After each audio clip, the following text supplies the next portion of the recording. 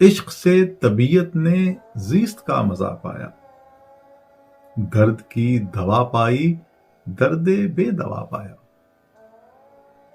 तशरीह की तरफ बढ़ने से पहले इस शेर में मौजूद मुश्किल अल्फाज के मानी देखते हैं। पहले तबीयत, तबीयत से मुराद मिजाज या मूड।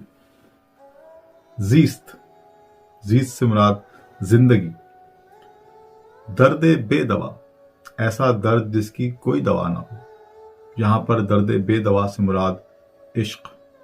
गालिब कहते हैं कि जब से हमें इश्क का मर्ज लाहक हुआ है, जिंदगी का मजा आ गया है, जीस्त का मजा आ गया है। क्यों? क्योंकि इश्क करने के बाद हमें जिंदगी के बाकी दुख और तकालीफ अब महसूस ही नहीं होती।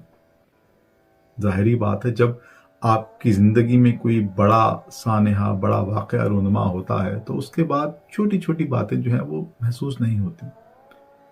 तो गालिब कहते हैं कि दर्द की दवा पाई, यानी इश्क की सूरत में हमने हर दर्द की दवा पा ली है।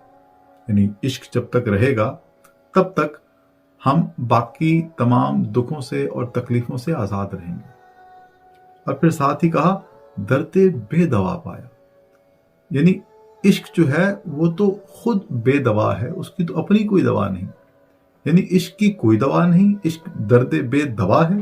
इसका मतलब हुआ कि इश्क सारी जिंदगी रहेगा, और इश्क अगर सारी जिंदगी रहेगा तो इसका मतलब ये हुआ कि हम सारी जिंदगी के लिए बाकी तमाम दुखों से और परेशानियों से आज़ाद हो गए हैं।